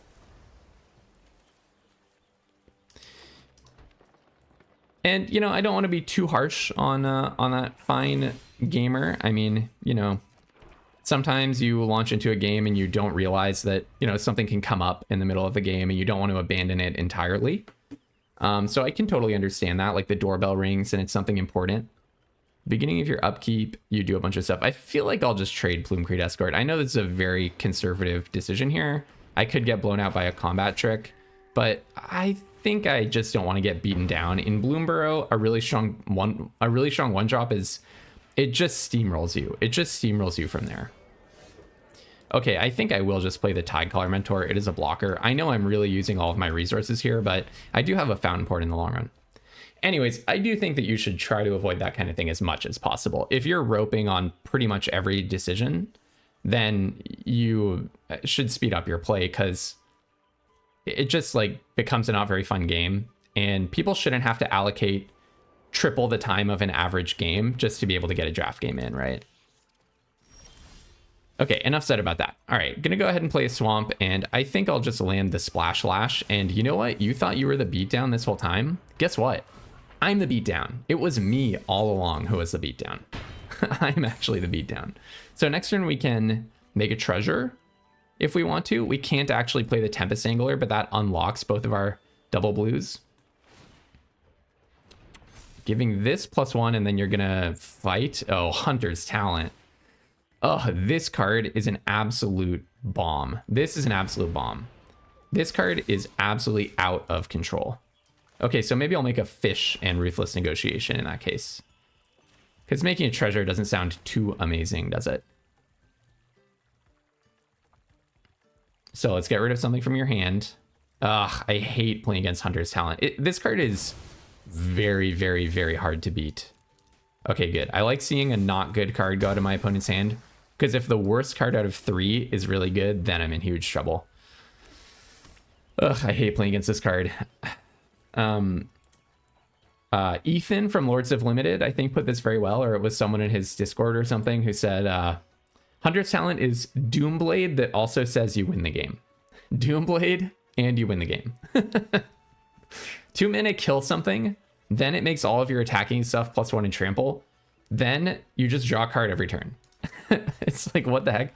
This thing is Phyrexian Arena that also has Doomblade attached to it. That's also some kind of an anthem. Like, yeah, that's awesome. Yeah, pack one, pick one this card every time. Pack one, pick one this pretty much over almost every rare in the set. This was the mythic uncommon of the format. One of those uncommons. Oh, this is also one of the top cards in the format. We're playing against some all-time bombs here. And this was my my pack one, pick one, right? So we've lost this game at this point. I'll play it out, but like the quality of their cards is just absolutely out of control. I wish I'd had my Long Rivers pull up. Clearly that would have been a lot better. But now I can just try to win on value, I think. I have to try to kill anything that could trigger Hunter's talent from now on. Crumb and get it. Okay, not bad. Ruthless Negotiation number 2 is pretty bad. I want to show you all something after this game, though. I meant to show this after I picked that season of the Burrow at the very beginning of the event. All right, down comes Jolly Gerbils. So this guy is indestructible. Yeah, that's so awesome, isn't it? It's so awesome. How they have the top mythic in the set and then an uncommon that's better than almost every mythic. I think this is not quite the top mythic. It's like number 2, the number 2 mythic. Oh, good. And now they can give the Elder indestructible every turn. Oh, that's so cool of them. Yeah, I'll just block. Okay, so I can Ruthless Negotiation, but I cannot also... Okay, so I do want to Ruthless Negotiation here. My life total is pretty high. Oh no, I did it in the wrong order. Okay, that's not what I was trying to do. That is not what I was trying to do.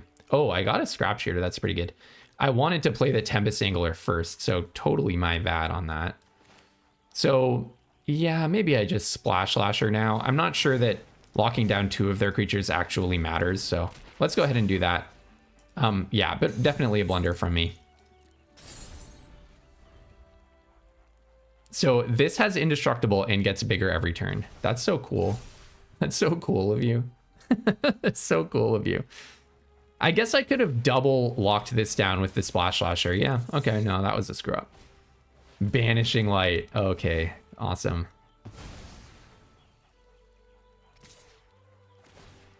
Is there any... I'm trying to think of... Is there like any possible way for me to win this? I think it might just be Curtains.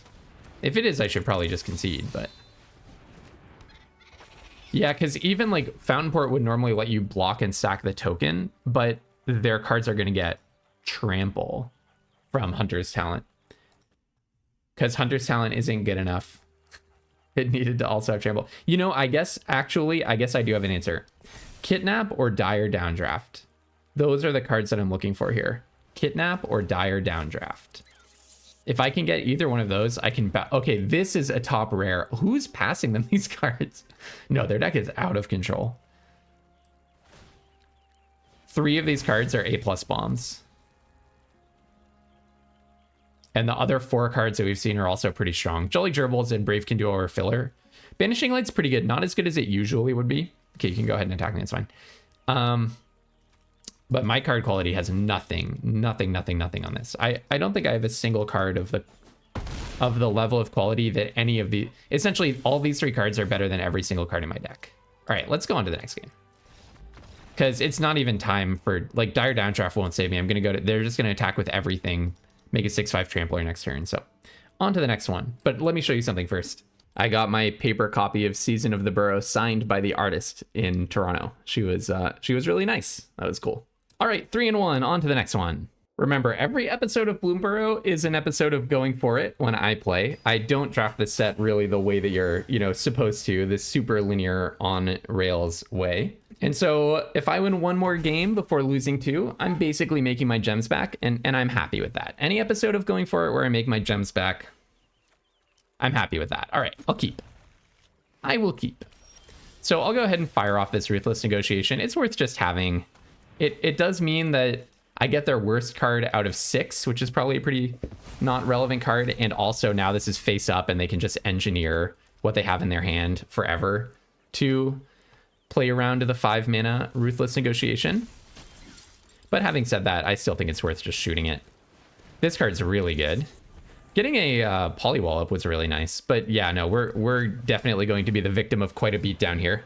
And remember, we are like right after the... Okay, Hazard Root Herbalist, sure. We are right after the rank reset, so this person was just a Mythic gamer. All right, in with the Shoreline Looter. Draw a card and discard a card. Probably pitch... don't need 3 blue, do I? Pitch the blue, maybe play Fountain Port, and then I'll Dire Down draft the Burrow Guard Mentor after attacks.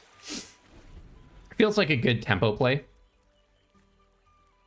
Target creature gets +1/+0. If it's a token, it gets Death Touch. Okay, this guy's a 3/1 that when it becomes the target of a spell or ability you control, gets +0/+2. So you want to be careful giving this guy like -1/-1, that kind of a thing. Playing this for blue. Blue? Oh, I thought you were an aggro deck. That's interesting. All right, hopefully they target the Burrow Guard Mentor, but we'll see. Maybe they don't. If I'm them, I probably would not target the Burrow Guard Mentor. Okay, all right, so now they have to. All right, and goodbye to that guy. I wonder if they have Crumb and Get It up. +2/+2, really good 1 white combat trick. Okay, no, they could just have priority because they could sack the Nettle Guard with no targets. They put that on the bottom? Holy smokes, that's not what I thought was going to happen. All right, I'll go ahead and play a Bellowing Crier. Kind of nice because it accelerates me towards Shoreline Looter just being a straight up draw card. Go ahead and play this before anything else. I like the idea of having up my Plume-Creed Escort.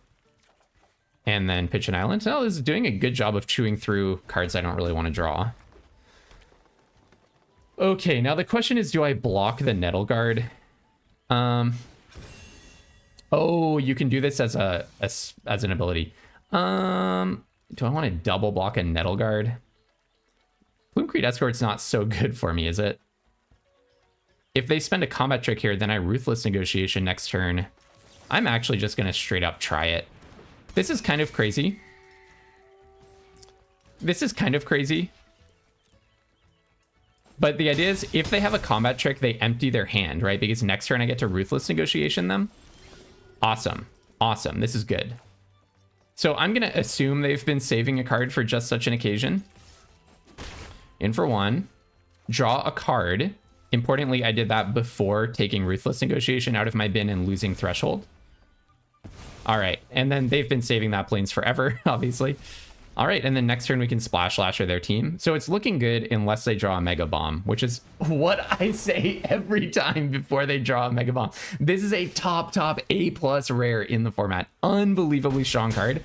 And of course my opponent gets it right when they're empty. However, we just drew a Kidnap. Okay, so when it or another creature you control with toughness greater than its power enters, look at the top card. Okay, all right, you are getting kid, but they can, oh no, yes, I got rid of their Nettle Guard, so they can't sack to destroy this. All right, folks. Okay, so first I go in with the Looter. Let's just draw a card in case anything about that changes our plan, although I really don't think it will. Oh yeah, I lost the 7th card in my bin, that's right. Yeah, I'll keep the Uncharted Haven, I guess. Then let's go ahead and Kidnap the Green Shell. Hopefully they don't have another way of destroying target enchantment. I will give you the card. And then this reveals that I don't have Dazzling Denial, but I really do think I want my mana under me. Seasoned Warren Guard. And what else? Keep Harvest. I'm still wondering what the blue splash is for, right? I'm assuming there's a bomb. What is there in Bant? I'm not actually certain about that. I'm not actually certain. Oh, Long River's Pull is a really nice one. Unfortunately, I cannot keep that up and also double the Splash Lasher. Interesting choices here. Okay, so first let's attack. No way Shoreline Looter is ever going to be blocking in this game. Ral, that's an interesting one. So I can play Ral +1 and keep up. Oh, that's kind of nice. Play Ral +1 and keep up Long River's pull. Yeah, I don't hate that. Okay. I don't hate that. So play Ral +1. Hey, see a guy in a blue hood around here? Ral, stop talking. Be my protege. Okay, and then I actually can sack the otter to draw a card. I like that. I like that. So nothing here can get Death Touch, but everything can get +1/+1. All right, they've got nothing. That's so good. I don't think I need to sack to my Fountain Port. All right, next. Okay, this is kind of awesome. I'm having fun now.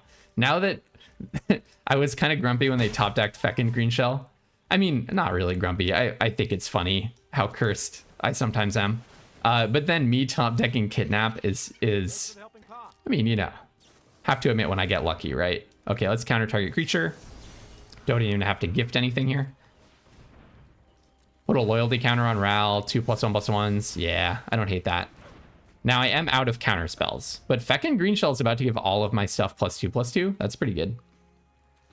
I could even give all of my instants and sorceries Storm. I don't even think that's good. Wow. So what did I say? Kidnap and Shoreline Looter, 2 good cards. And there you have it. We're making our gems back in an episode of Going For It. Always a good day. Like, you're not really supposed to be playing 3 colors. We're not super going for it. You know, I did pass Rudy Tooty pack 1 pick 1, which I still feel guilty about for that season of the Burrow. However, we are, you know, we are really not supposed to be splashing red for Ral. Like, I really don't think you're supposed to be playing Grixis control or Dimir splash red control in Bloomburrow. That's not, you're really supposed to be doing what my opponent was doing there. And 9 times out of 10, that person would probably have beat me, to be quite honest. That was a lucky Kidnap draw. All right, it has a short. I accidentally kept it instantly by hitting the space bar by mistake without even looking. But luckily it is a good hand. I mean, it has a Shoreline Looter, so it's automatically a good hand, right? So same decision as last time. I'll Ruthless Negotiation here. You know, when you Ruthless Negotiation someone's opener, often they don't have a land to spare. And so you do often get a good card. Whereas if you Ruthless Negotiation turn 8 or something when they have almost no cards in hand, a lot of time people are just holding a land to maintain an air of mystery. No, don't kill my Shoreline Looter. I need that guy. Ugh. Okay, well now I have to draw. Okay, that's a land. Okay, all right. I hate the fact that they killed my Shoreline Looter. Makes me like 80% less confident about this game. That was a very important card for my hand, right? My hand that I accidentally kept. Oh, it's another control deck, spells-based control. Well, let's see how you feel about getting kidnapped. I'm the beatdown. I am the beatdown. No, they're gonna destroy this. Oh, dire downdraft. Yeah, I can go directly to the bottom, I think. Don't really need that. I'm not gonna play Splash Lasher with no targets. That's just wasteful. A vanilla 3/3 for 4 is not what wins drafts usually. In 2024, when this was printed, or in 2026. Oh, Bellowing Crier. Don't hate that, actually. I don't hate that. I'm not sure what I discard, though, if I draw a land. It's kind of a tough choice. Maybe the Splash Lasher, like, Kidnap is just a better answer to whatever they play. And I can draw. I have 3 Splash Lashers in my deck. And now I have a 2/1, which is worse than a 3/3, but not that much worse. Okay, well. It's worse in combat against a 2/1 than a 3/3 would be, but... You know, maybe that was kind of goofy, but... Flame Cash Gecko. I think everything else in my hand is really important. And then you have your very own Shoreline Looter. I might just grab that Shoreline Looter from you. Okay. Discard a card, draw a card. Whatever that was, it might be what they were saving for the Ruthless Negotiations. Kind of want to just Mind Spiral. It's not like I'm getting beaten down here. Are they drawing yet? No, they're a ways away from drawing off of their guys, so let's just draw 3. Feels pretty good. I really am happy to see a bunch of lands there, actually. So now I can do like Kidnap and then Plume-Creed Escort to give my Shoreline Looter hexproof. Soon to be my Shoreline Looter. That sounds really good if they have like a bounce target creature like the person before last had 2 copies of. Really good against Kidnap. All right, did they find the land that they were presumably... No, they're not even digging for a land. They got rid of a land like 1 turn ago. Okay. So maybe this is a little bit greedy to spend a kidnap on a shoreline looter, but I kind of feel like shoreline looter is how they're going to win. So I kind of have 2 choices. I mean, the other thing that I could do is play Tempest Angler and then play Kidnap. How bad is it for me if they have a bounce spell for shoreline looter? Pretty bad, because I'm going to also gift them a card. So let's Kidnap and let's keep up the protection of Plume Escort. They might have... No, counter unless you pay 2 is not going to do it here.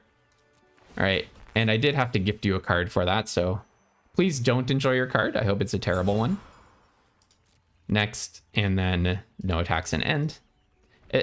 So they don't even want to discard and draw, so that means whatever I gifted them is good. Rats! Darn it. Darn it. All right. So resolve that, and then how about no? How about no? I'm glad I kept up Plume Escort. Do you have counter unless I pay 2? That would be annoying.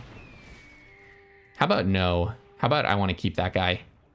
That's mine now. That one belongs to me now, straight up. Okay. Well, Bellowing Crier will block the Gecko, right? No reason not to. Take the 3. Okay. I don't hate that.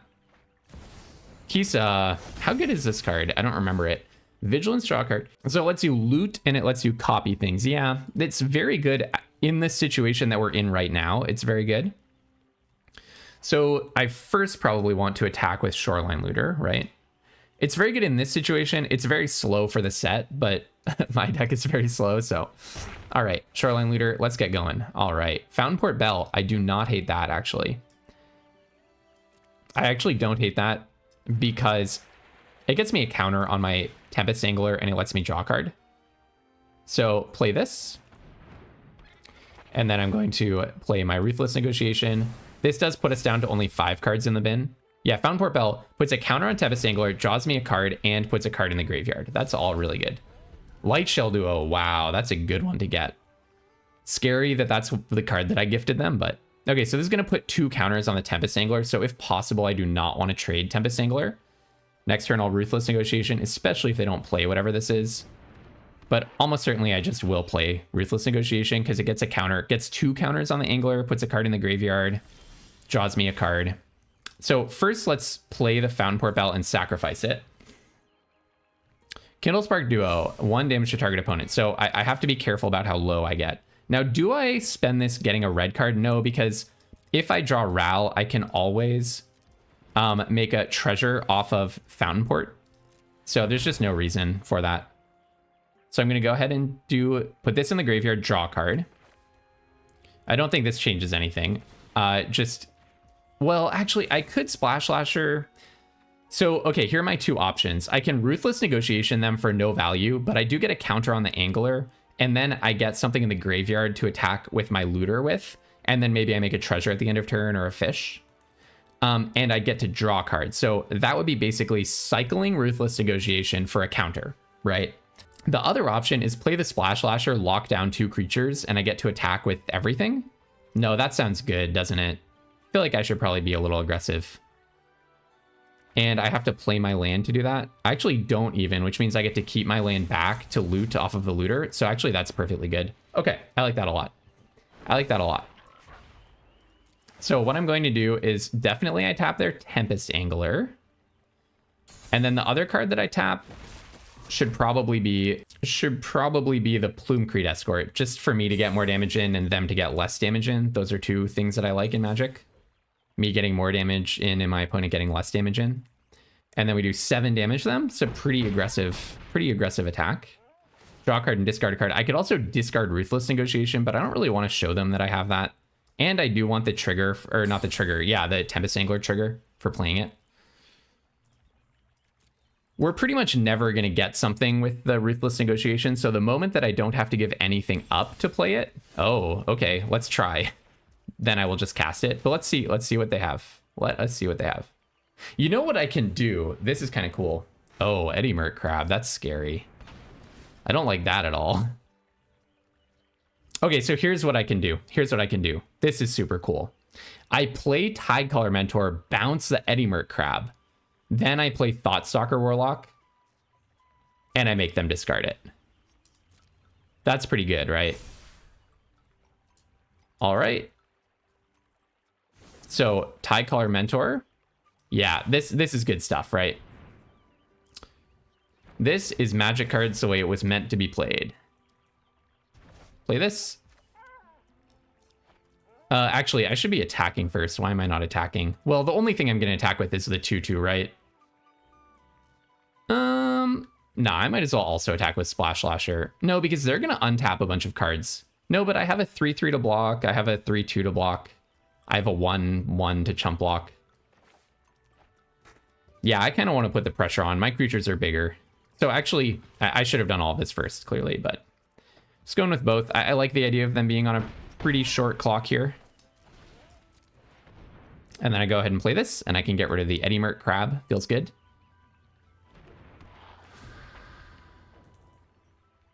So that was my plan to do with the Tidecolor Mentor previously.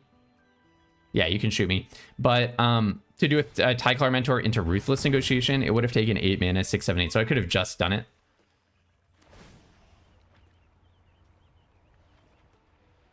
But we didn't know what they had. Awesome! Hey, we actually made a gem profit in going for it. That's pretty sweet. I didn't think that my deck was that good.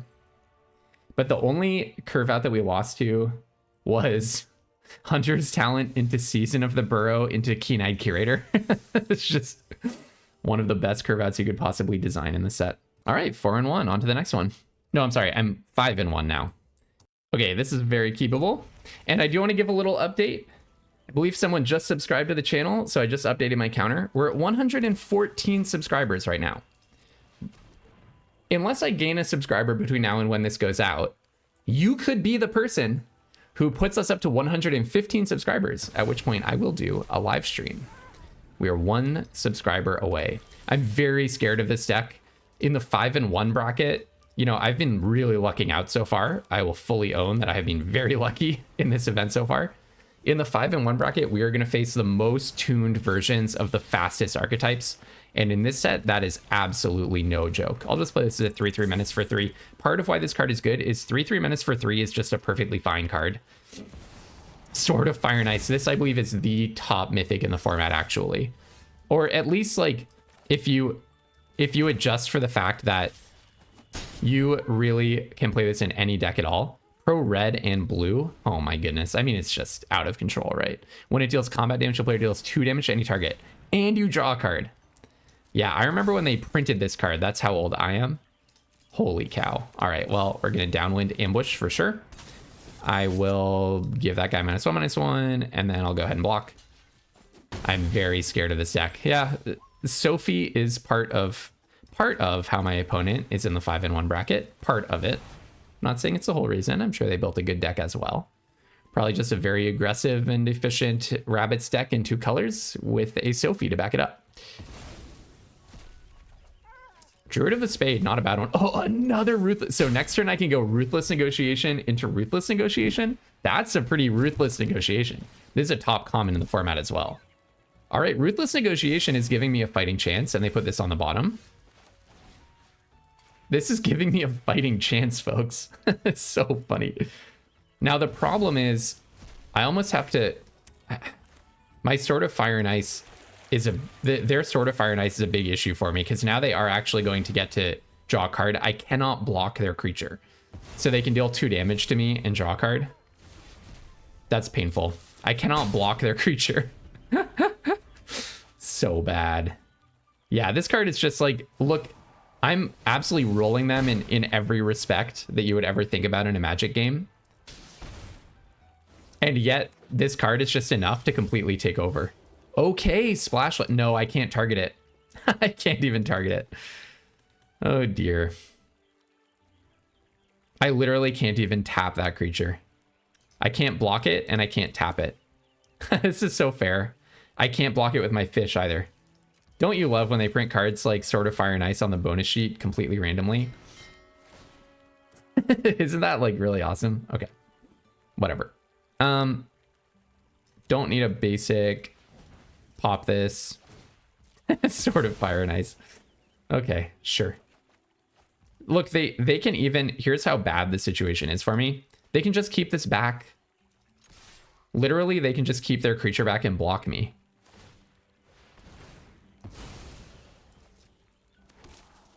I don't know how I possibly win. Kidnap doesn't work. I don't have destroy target enchantment. I guess I'll just play another 3/3. Might as well. Lock that guy down. The 1/1 is not going to do very much for me. Play Uncharted Haven. Make another blue, I guess. No, make another black. But yeah, I'm toast. Look, they can literally just attack with Sword of Fire and Ice. It's unblockable. Draw a card. Play a creature, equip Sword of Fire and Ice to that, and now I can't attack them. That's so fair.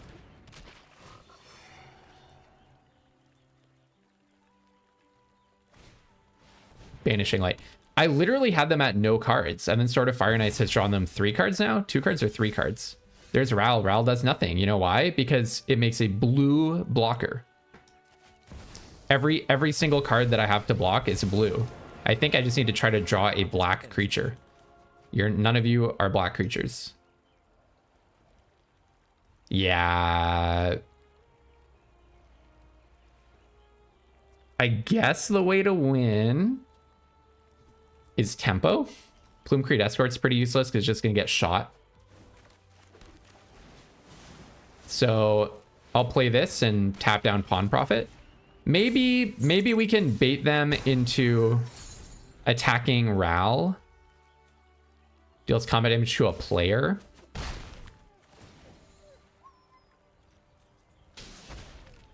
They can just shoot Ral, yeah. Okay, I've seen enough. I've seen enough. Now you get a 4/4 trampling. Yeah, well, that was so unfortunate because in every possible way we would have won that game. We had them at, we 4 for 0'd off of Ruthless Negotiations. 4 cards for 0 cards. And they were mana screwed. And we got all of the good creatures out of their hand. But Sword of Fire and Ice just single-handedly takes over if you're playing a primarily blue deck or a primarily red deck. So that's how Magic used to be. Kind of unfortunate that they decided to dredge that up for that kind of like intense color hate where it just shuts down 40% of the decks in the field and is not very good against every other deck in the field. Feels bad if you're one of the 40%, but you know what? It's part of Magic cards. On to the next one. All right, I can keep this. Yeah, even Kidnap cannot target a creature that has a Sword of Fire and Ice on it. I just had essentially no blue deck will ever have an answer to that. I just had to draw a black creature that's not blue, and the problem is I do have a bunch of black creatures, but they're almost all also blue. The only 3 black creatures in my deck, I guess I'll pitch I don't have any double black pips. Thoughtstalker, Warlock, Persistent Marshstalker, or Downwind Ambusher. Those are actually the only 3 answers to Sword of Fire and Ice that I have in my whole deck. And even those, all that they do is just block 1 creature 1 time, and then they just equip the Sword of Fire and Ice to another creature. So, very stupid game. Okay. All right, play my blue source in with Bellowing Crier. In no way am I supposed to save Tidecaller Mentor for like 7 turns. All right. I don't hate that. Just go ahead and drop the Mentor. But yeah, I'm kind of running out of options. I would like some kind of card advantage. Some kind of card advantage engine. Or like a Splash Lasher to press my advantage, something like that. They are also a 3-color deck. Folks, this is not really how it used to be in Bloomburrow. It is not how it used to be in Bloomburrow. You did not used to face 3-color decks every game.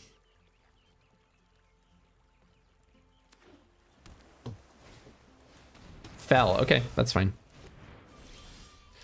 I can just play another one.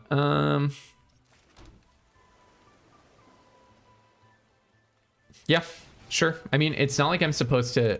I'm not out-tempoing them by waiting to play my Tidecaller Mentor. I guess I could wait 1 turn to also have Plume-Creed Escort up, but they seem to be playing a very slow game. Another fellow Grixis control deck. So we'll see what they've got.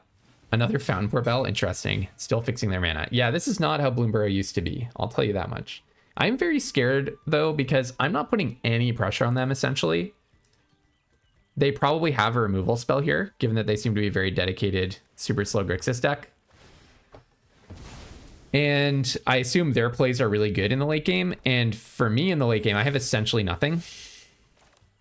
Okay, actually, you know, okay, maybe I am, like, just kind of tempoing them out. Yeah, I have essentially nothing. I mean, in general, my deck is pretty good in the late game. But right now, I don't have anything. But okay, basically now we have a game plan. Drawing another creature does give us a game plan, which is whatever they try to remove, I Plume Creed Escort to save that. Oh, they wanted to do this without having to gift me a treasure.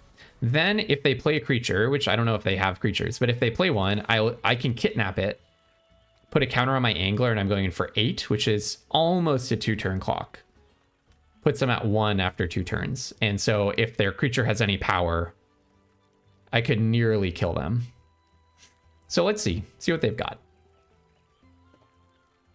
The worst case scenario is they don't play anything and have a ton of interaction, or they play like multiple 2/2s, but no, that I'm very happy with that. So let's go ahead and gift a card, steal your guy. That's my guy now. Tap it. You do get a card out of this, so I'm happy for you. In for 8, and hey, we're the beatdown, and we're just trying to get damage any way we can find it. Ruthless Negotiation might be like the best possible draw now. 2 counters on my angler, draw a card, and get rid of 2 cards out of their hand. Ruthless Negotiation is such a good card. It looks so unassuming because it doesn't affect the board, but it's just so strong. I assume they have a bounce spell for the glide dive duo, but I mean, we had to try, right? Basically, we just have to put it to them to have it. I assume their deck is just 100% interaction. It looks like it, but we'll see. It's a classic ask them to show you their answer situation. They're thinking hard, thinking hard. I assume in Grixis, they have like many options. Okay. So it's not an obvious, like, okay, I just bounce that. Oh my goodness. Why me? Why me? Okay, so this means they have bounce target creature to the top.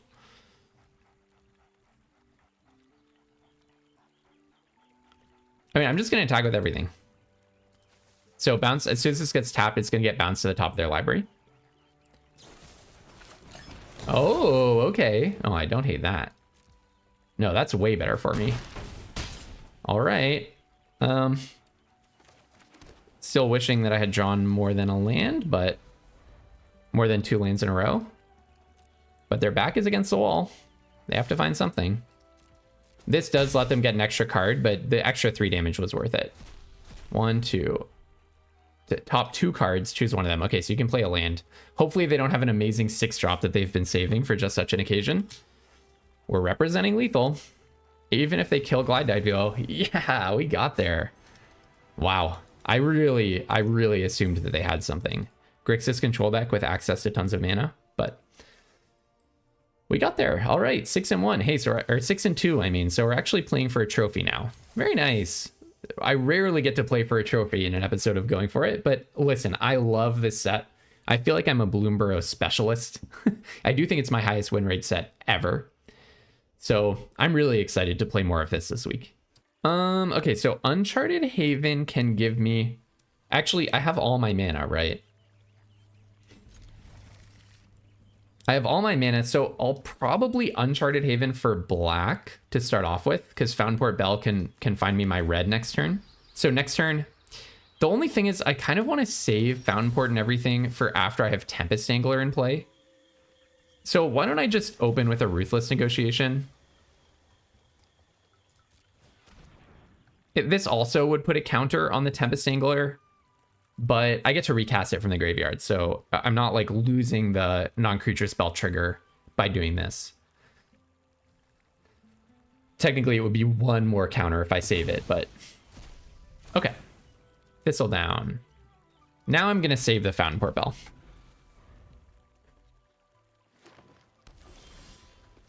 Oh, I don't mind drawing another Splash Lasher at all. I don't mind that at all.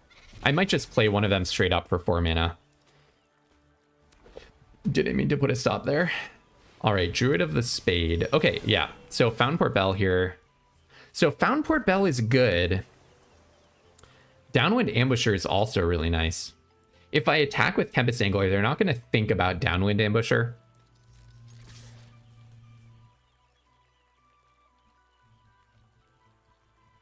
They're just going to think about a non-creature spell, so it's kind of a free attack, no matter what they do. Kind of do want a Fountainport here, to be quite honest. Would really like to draw that land. But I really don't think I'm supposed to. See what you've got. that they're thinking hard about this. I would not think hard. I would just absolutely not block this. The opponent could play any instant and you just lose your creature. This is just a free attack for me. There's like no universe in which you're supposed to block this. Okay, I actually think maybe I really want to Fountain Port Bell, but I don't think I'm supposed to. It's just so mana inefficient to do that. So I think I actually maybe just drop the Splash Lasher now.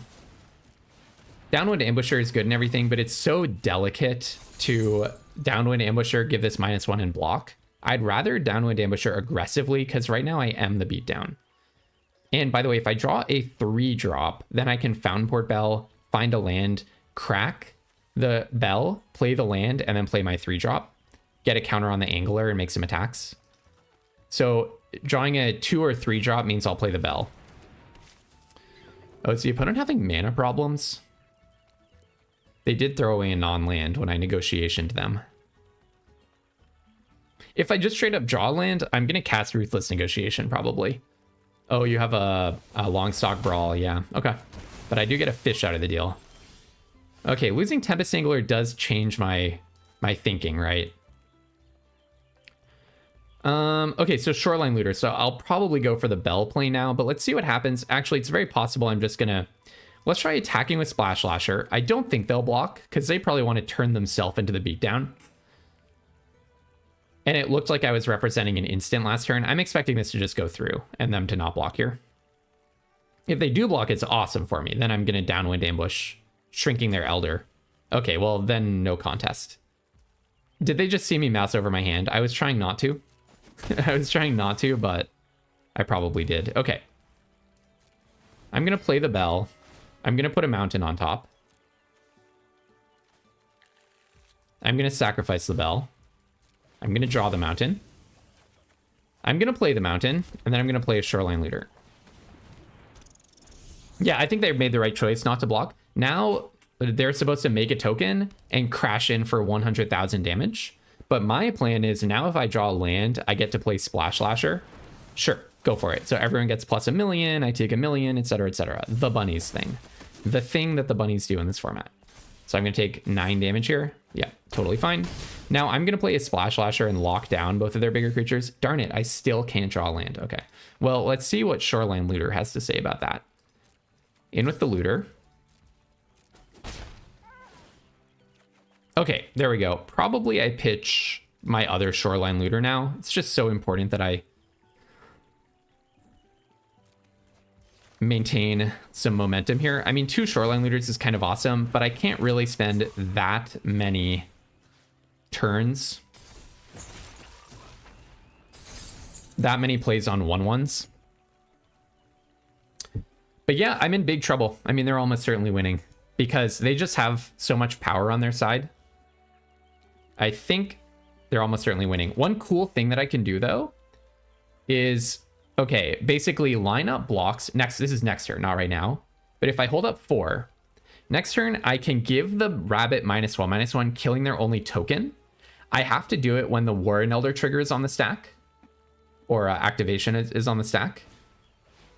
Okay. And then that shrinks their Druid of the Spade. So I think that could be a really cool angle here. Probably just double block, right? Kind of like the idea of just killing that. Oh, you could have +1/+3. If you have +1/+3, am I okay trading my 1/1s for that? I must maintain my life total. And if you have a combat trick, let's just get it out of your hand. So play your +1/+3. Called it. If you want to learn how to call cards like I do, go ahead and subscribe to the channel. You can be the person who gets us that live stream. Okay, well, I'm definitely not blocking with Shoreline Looter. Ugh, horrible. Horrible. Go ahead and play this just to look as helpless as possible. All right. Pass to attackers. You attack with everything. Now, I really want them to put their Warren Elder trigger on the stack. The only issue is after the Warren Elder trigger goes on, Then, oh yeah, by the way, the reason I did that last turn is when we got to this combat, I did not want them to have high stride in their hand. That could be a total blowout. So the idea is if I put Splash Lasher in front of Druid of the Spade, then they're going to activate Warren Elder. Then I give their 1/1 -1/1. The issue is I'm still going to die to that. I'm still going to die. So I think let's go ahead and start with Downwind Ambusher. So unfortunately, I can't do this after the Warren Elder activation. So Downwind Ambusher, attempt to give that -1/1. You're going to activate Warren Elder. So go ahead and do it. Then I'm going to block and block. And then I do take a bunch of damage, unfortunately. And this is why I was almost certainly losing this game. So let's probably start with the Shoreline Looter because I get to straight up draw a card off of that guy. Oh my goodness. Can't I draw anything other? I mean, I wasn't almost certainly losing this game until I got flooded, right? That was the moment when like, this is too many lands. Maybe I shouldn't have put the mountain on top. Is that possible? We would be singing a different tune if I had a Ral, though. Oh, Tide-Color Mentor with... Oh, that's so bad. That is so bad. I could literally bounce their token. Oh my goodness, that's so bad. And now any interaction and they win. Ugh, one short. If I had drawn that first over Fountain Port, then... Okay, you are not interaction, so I don't lose right here, right now. So do I just go to 1? I don't think so. I don't think so. Let's get rid of the guy who benefits from the token, not the token itself. All right. Mind Spiral is something, maybe? So I have 7 in the bin. Let's start by just drawing 1. Because this guy cannot block the lethal attacker anyways. I need something that can block a Rush Shield Rampager or an answer another land. Oh, that's so awesome. Oh, wait, hold on. I can give you a tapped fish. And I can stun your Rush Shield Rampager and then any blocker. And I live? Okay. No, that sounds right. So I'll draw 3. I'll stun this, give you an extra creature. I don't love giving you an extra creature, but okay. All right, that's actually something. And then do I Splash Lasher, Plume-Creed Escort, or Dire Downfall? Probably, or Dire Downdraft. Probably Dire Downdraft on the 1/1 going to 1. You know what? We're still in this game somehow. Somehow we are still in this game. And then I'm going to Splash Lasher, locking down 2 creatures. Yeah. I'm still in this game. I don't know how. At 3 HP, about to be at 1 HP. All right, go to attacks. Now, if they do have a single pump spell, I lose. If they top decked pump, then I lose. Or any protection for this guy. You didn't, did you? Okay, phew. It's not a high stride. If it's another creature, I'm probably dead. Oh, what do you do again? Sack it to get a creature. Sure. Okay, so they did find a creature, essentially. Oh, but they can't play it right now. Okay, they found another creature. Oh my goodness. Okay, well, again, I have not lost. Actually, Tide-Color Mentor is a great draw, isn't it? So let's start by drawing a card because I'm not dead next turn, technically. Right? I'm technically not dead yet. Oh, Ruthless Negotiation. Yeah, I like that. Sorry, Ruthless Negotiation, you. How am I still living in this game? This is amazing. 1 HP. This turned out to be a pretty awesome game, actually. So I'll go ahead and I will Splash Lasher. And I'm going to lock down Rush Shield Rampager twice, probably, right? Kind of sounds correct. Just double lock that guy down. Play this. And then I could Tide-Color Mentor bouncing a token. That's probably best, isn't it? That sounds best. Tide-Color Mentor. Let's go ahead and bounce the rabbit because there are rabbit synergies. So rabbit is better than fish, I believe. Okay, just need to somehow deal 10 damage to them. That's all. Just have to do an easy 10 damage. Oh, no, sorry, 13 damage. Okay, a land. All right, I don't hate it. Yeah, you might as well. Actually, they probably should have held that to bait me into ruthlessly negotiating. Oh, heck yes. So I can kidnap your Rush Shield Rampager, gift you a card, and then ruthless negotiation you. So let's be really precise here. So I need to be able to block everything. I want to leave back a spare blocker. So I think I do actually just attack with Shoreline Looter. It's a little chicken. Okay, what would they need to have to kill me here?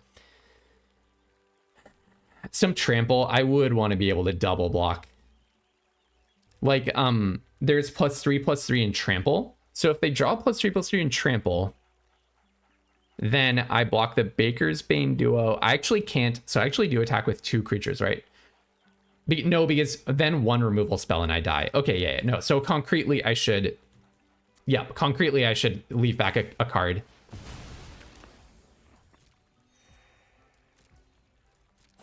And I think it's right to do this before combat. Because if they drew a combat relevant instant... All right, so I get this guy, solve my problem, gift you a card. Then I'm going to go ahead and... Wait, have I played my land yet? So then I don't want to tap my blue. I want to tap, tap, tap, tap, tap, and tap. Ruthlessly negotiate on you. Actually, wait, why am I tapping everything down? Let's go ahead and play our swamp first, and then let's do this. In case it's a destroy target creature, I want to be able to play Plume-Creed Escort, right? What was that? Longstalk Brawl. Oh, Long River's Pull. I mean, that's an awesome card to draw. It's just like, now I kind of wish I had 2 blue up, but that's okay. We actually won that game from 1 HP. Holy cow. That was awesome. What a reward for going for it. Super sweet first draft of Bloomburrow. Super sweet trophy. Let's do just 1 moment of deck tech. 1 moment of deck tech. So basically, you're not really supposed to play like this in Bloomburrow. We had a lot of luck in that last game as well. I mean, just one thing slightly differently and I would have lost. And there were several moments, like, I'm particularly thinking of the person draws feckin' green shell and then I draw Kidnap to take it. That was an unbelievable moment. But basically in Bloomburrow, you need a low curve. Like almost every card should cost 3 or less. And you need a massive creature count. You should probably never play this many non-creature spells in Bloomburrow. We got away with it because, again, this is a format that tests your game understanding so intensely. For real. I believe Bloomburrow, if you want to do anything other than just the most straightforward version of the creature, the animal archetypes, you really have to walk on the knife's edge. And I almost got punished. I probably went too far. Like, if this Long River's Pull were a good 2-drop, I probably would have been better off. I probably should have played maybe even like Night Whirl Hermit or Water Spout. Even the Pawn Prophet or Bonebind Orator. It's very possible I should have played that over the Long River's Pull, for example, because that kind of was getting stuck in our hand a little bit. But what's so crucial is the cheap interaction. Dazzling Denial, the Ruthless Negotiation, Dire Downdraft, Kidnap as interaction was absolutely essential. So the fact that all of these are interactive cards, this card is basically a creature, you know, it makes a chump blocker. There were really only 2 cards in the deck that were not interaction or creatures. You need to stick to that kind of discipline when you're going for it in Bloomburrow. But today, we just barely escaped by the skin of our teeth. Gonna claim that trophy, be very happy with it. Tomorrow, I'm gonna be back with another Bloomburrow draft. Until tomorrow, have tons of fun playing Magic, everyone, and don't be afraid to splash.